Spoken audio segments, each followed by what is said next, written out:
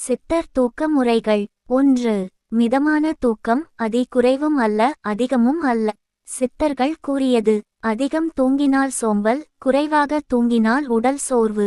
அதனால் 6 முதல் 7 வரை மணி நேரம் இயற்கையான தூக்கத்தை போதுமானதாக கருதினர். 2. தூங்கும் முன் மனத்தை சுத்தப்படுத்தல். தியானம் அல்லது ஆழ்ந்த மூச்சு விடுதல். நாள் முழுவதும் ஏற்பட்ட மன அழுத்தத்தை விடுதல். கோபம், கவலை, எரிச்சல் போன்ற உணர்வுகளை தள்ளி வைப்பது. சித்தர்கள் சுத்தமான மனம் இனிய நித்திரை தரும் என கூறினர். 3. உடலை நிம்மதியாக வைத்துக்கொள்வது. தூங்குவதற்கு முன் சற்று வெந்நீரில் கால், கை கழுவுதல். சீரான உடை அணிதல். லேசான உணவுடன் படுக்கைக்கு செல்லுதல். இது நரம்பு அமைப்பை தளரச் செய்து உடனே நித்திரை வர உதவும். 4.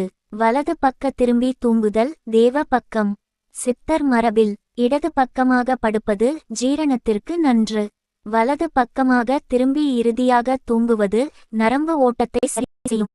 இதை சித்தர் நீ 4 பெருக்கம் ரை நிலை என சொல்லுவார்கள். 5. இயற்கை நேரத்தில் தூங்குதல். சித்தர்கள் இரவு 9 முதல் 10 மணிக்குள் தூங்குவதை சிறந்தது என்றனர். வைகறையில் எழுவது உடலுக்கு நோய் வராமல் காக்கும் என நம்பினர். 6. படுக்கை எளிமையானதும் சுத்தமானதும். அதிக மென்மையான மெத்தைகள் சித்தர்கள் தவிர்த்தனர். பனைப்பாய், பேசணி அல்லது மிதமான மெத்தை.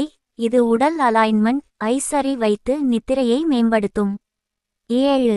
உணவின் தாக்கம். சித்தர்கள் தூக்கத்துடன் உணவை இணைத்து பார்த்தனர். மிதமான, சத்தான, இயற்கையான உணவு நல்ல தூக்கம். அதிக காரம், பொரிப்பு, சுவைச்சோறு நரம்பு அசாதாரணம், தூக்க கோளாறு. 8. மூச்சு மேல் கவனம் வைத்து தூங்குதல். சித்தர்கள் படுக்கையில் செல்லும்போது ஆழ்ந்து மூச்சு எடுத்தனர். இதனால் மனம் மெதுவாக அமைதியாகி தூக்க நிலைக்கு சென்றுவிடும்.